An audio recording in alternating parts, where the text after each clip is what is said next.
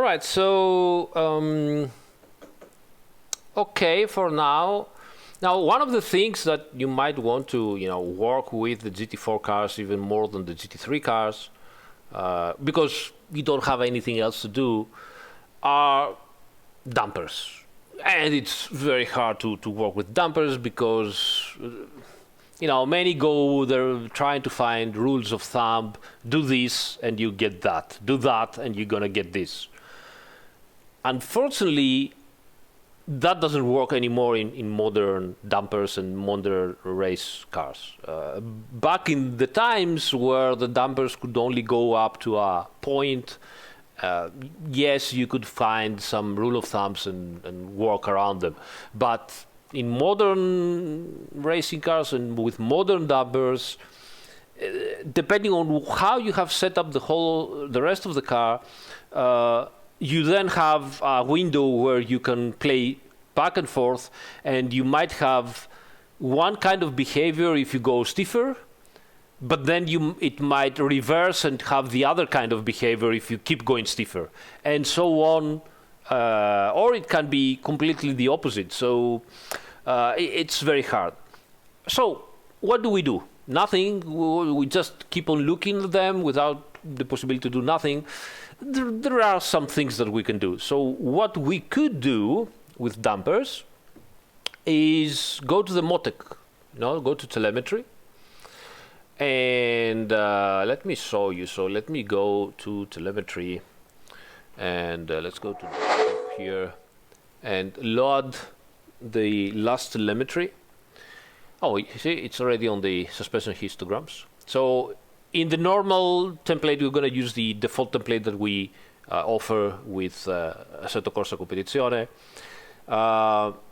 We have this tab here called suspension geometry, suspension histograms. And the suspension histograms show you now this is very important to understand, they show you the percentage that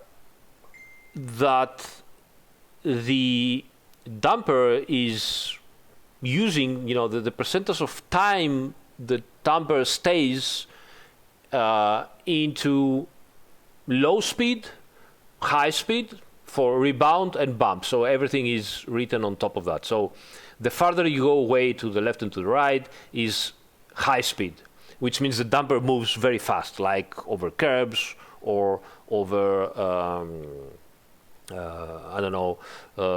bumps or stuff like that. We don't care about that much now.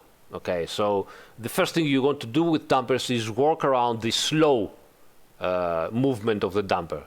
So you have here low speeds, so when the damper moves, but moves slowly, okay?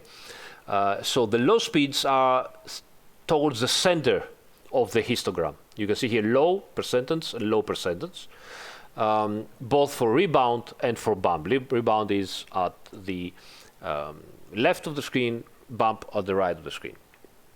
So why you want to do that, at least initially? Because the low speed is what happens during all the transition phases, as they called, of the handling of the car, which means what happens when you start braking, when you start turning in, when you start accelerating out of the turn and going back straight. All of those is transitioning situations of the handling of the car. When you go straight ahead, there is no transition. You just go straight ahead. When you are turning and you are in the middle of the turn and you are on apex and you have a constant gas pressure and there's no acceleration practically and the speed is constant and you're just in the middle of the turn, that again is not a transitioning phase. So the transition phases is when you are start rotating the car and when you are stop rotating the car, which means turning in and getting out of the turn. Those are the transition phases of the handling. And those phases are very important because depending on how fast they happen, okay, so you turning and the car turns very fast, okay. Now, if the car turns in very fast, at some point it will over-rotate and you will be you will have lag, all right? So you will be the problem in the transition, because you won't be fast enough to control the car, and so the car will start sliding. And the more time you are wasting controlling the car while it slides, okay, the more time you're wasting moving forward. The same happens when you're, going back into the straight line. If the car under rotates, you have to raise your foot to get back the understeer. If it over rotates, you have to, counter steer to get back the traction. So those are the transition phases, and we want to tune the car in a way that the transition speed is good enough for our reflexes and for our driving capabilities. Okay, so an alien will be able to handle faster transitions. A slower driver will not be able to handle faster transitions. It will need slower transitions. Now, what can we do with the dampers? Well, someone in the chat already answered that, said ideally you want the dampers to be, like a bell curve, so they go at the higher position in the middle and then gradually go back on both sides equally. Okay, and we can see that we have a little bit of offset towards the bump at the front, both front and left. You see we have the dampers wasting more time into slow bump, so they spend more time going in slow bump movement. Okay, while at the rear we have the same dampers, quite a bit of an offset. It's very evident that we have a little bit of a problem here. They pass most of their time into slow rebound. Okay, so they are rebounding very slowly. Now, what we can do about that? Well, we can go back on the dampers. You can see that the rebound is like this. Now, if we make the rebound stiffer here, so let's go up to 8, for example. Let's go 3 clicks and go up to 8. That means that the rebound, the damper will be more stiff in rebound. And so it will stop the movement and will break the movement faster, so it will stop the movement of the suspension in rebound faster, and from that movement the suspension will go, or will either stop or it will go into bump. Okay, so let's go out, do a couple of laps and see what is going to happen. Okay, so we just went 3 clicks up and we want to do a couple of laps and see what it will happen.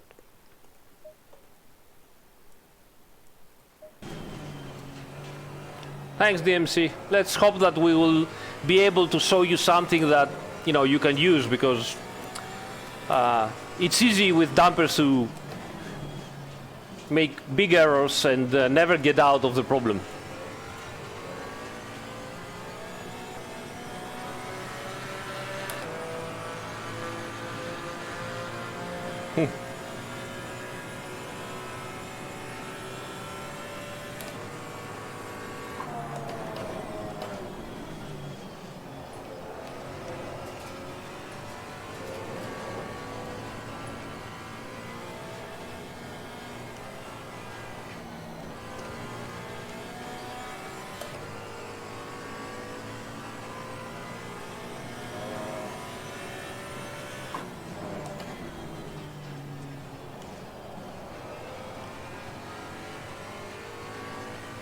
A bit better here, and in fact gain so much more time.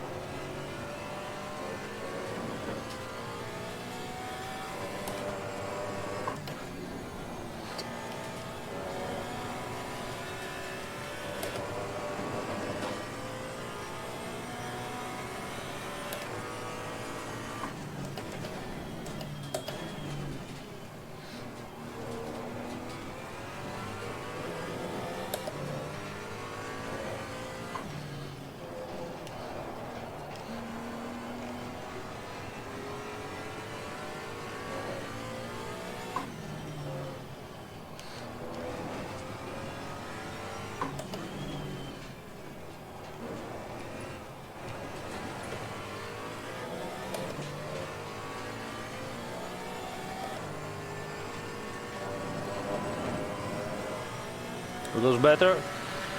Not too comfortable with the car. So let's have a look at what we did with the dampers. So yeah, back to the setup and everything, and let's go back to the dampers and load the last batch of lap times here. So here we are. Go to the data, and here's our last lap time. So let me check this. Oh, something interesting happened here. Let's we can select both and compare a little bit. So let's see. So we can see we have improved a little bit the situation, not by much. One of the important things that we can see here is that not only we lowered a little bit the time that the rebound, that the damper passes in rebound, but we've raised a little bit the time that the bumper, the damper passes in bump. This happens because obviously if you are losing how much time the damper goes in rebound, obviously the time that spends in bump, it's going to be higher. So you never get just one change in the curve. You always get both sides of the curve changing together. So we will raise it a little bit more and see how it works. Okay, so we will go back again in here, and let's go up to 10. Let's go to 11. Yeah, just for the fun. And yeah, check what happens.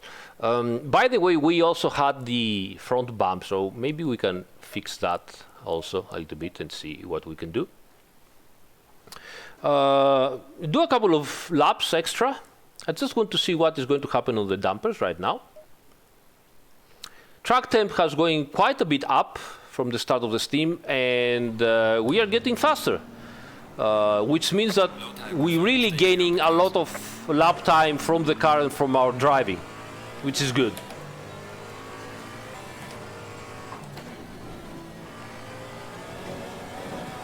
You can see already how the car goes over the curb, and it's a little bit, and those are not, fast curves that will upset the car. They're very smooth. So the car will just go over it, glide over it, get down, and it's much more predictable what it doesn't bounce. So that is also an indication by feel that we are doing something correctly.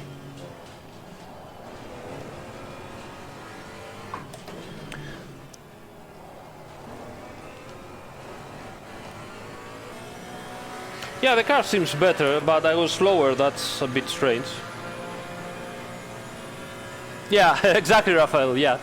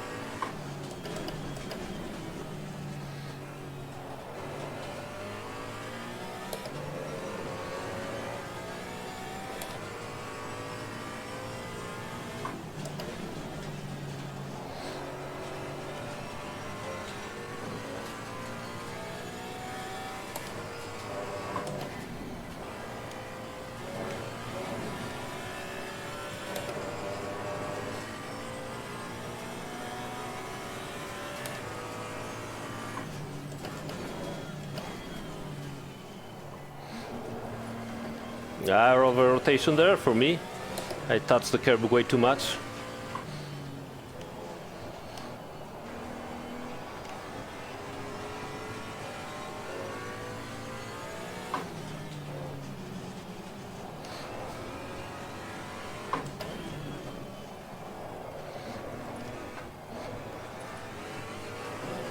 Okay, that was on me.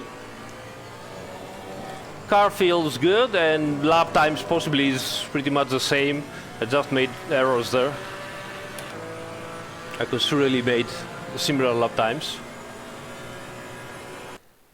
You see still the cockpit, sorry about that. Here we are. Should be able to see now.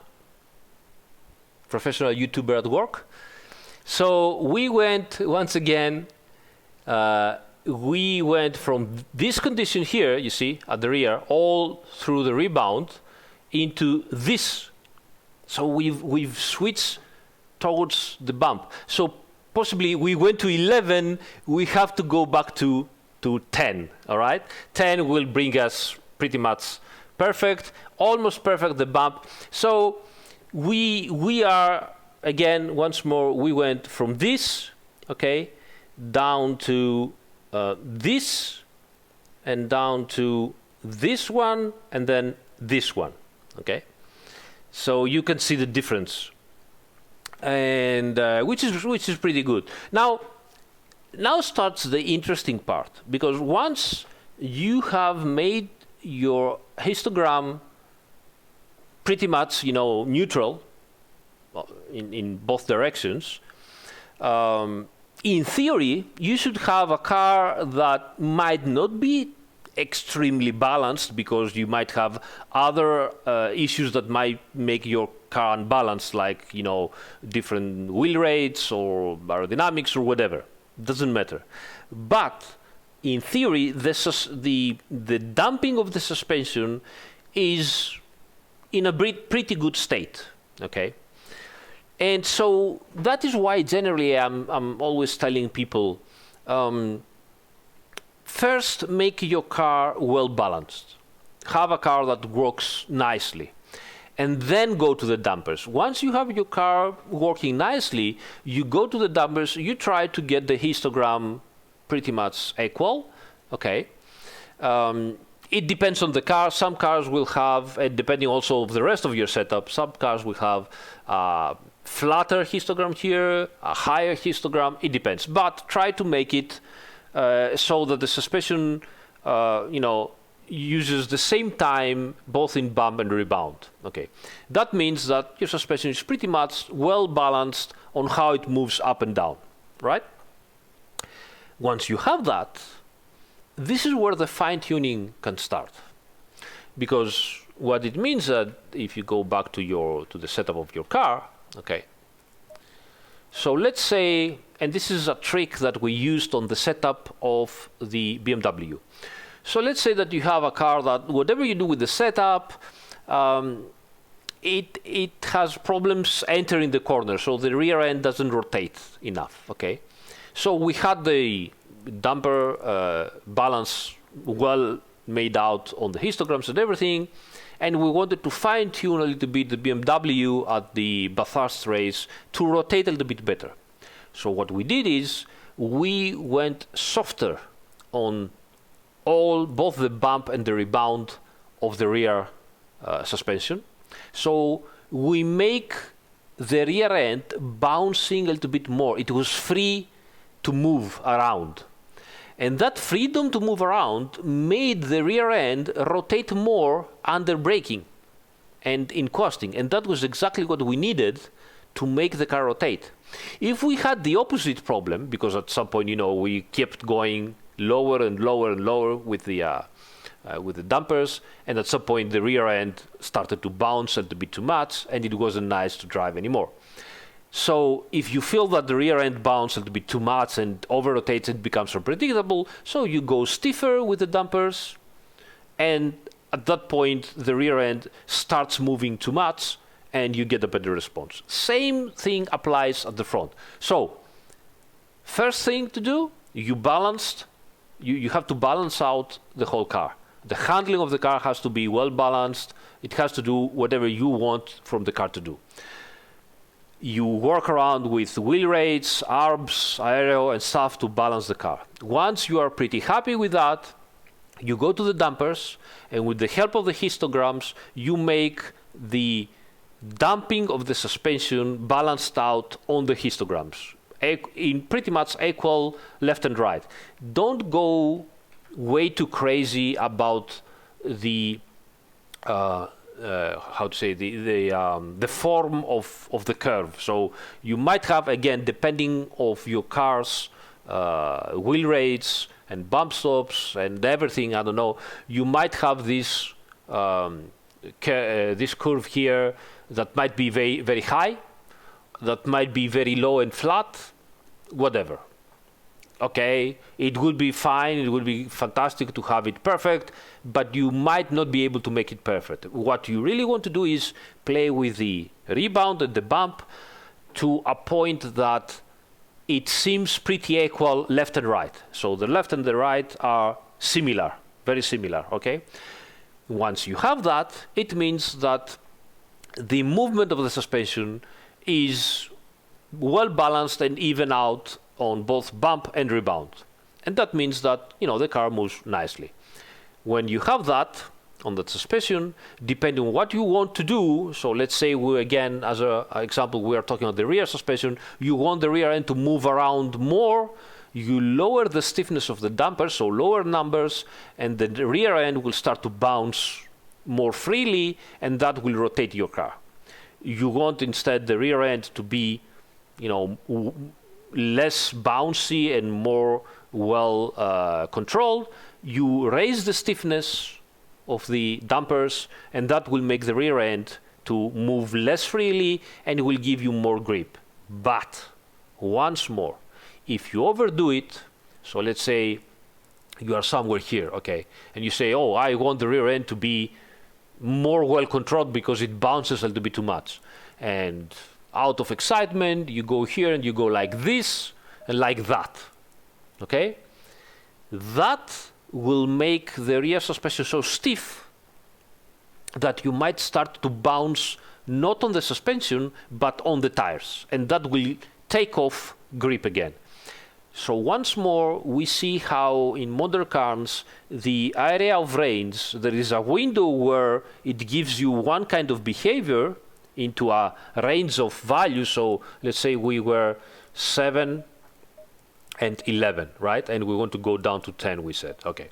So let's say you could go up to 13 and 10, like this, and the car will still give the same thing that we said. It would be more controlled, better grip, more well behaved at the rear. Or you could go down to 7 and 4, like that. And so the rear will be a little bit more free to move and bouncy and will rotate the car, okay? But as we said, this works into that window, for example. I'm not saying those are the values of the window. You will have to research yourself and practice and find out what's happening. But let's say that you go way over that window and you go into something like that, 14, 17. At that point, the car will become so much dampened so that the suspension will not move almost at all, and the whole rear end will start to bounce on the tires. And this is something that you don't want to do, because then you will lose grip again, and the car will become once more unpredictable, because you went out of the window of the range of the window of the car and the suspension. So that is why dampers are so hard. There is no rule of thumb, it depends. But at least I hope that now you know that, okay, first step, pressures. Second step, balance of the car with wheel rates, aerodynamics, all that stuff. Last step, find out the histograms of the dampers, and then move up and down together once you have found out the histogram, to fine-tune the rotation of the car on the dampers. Okay, so hopefully that will help you.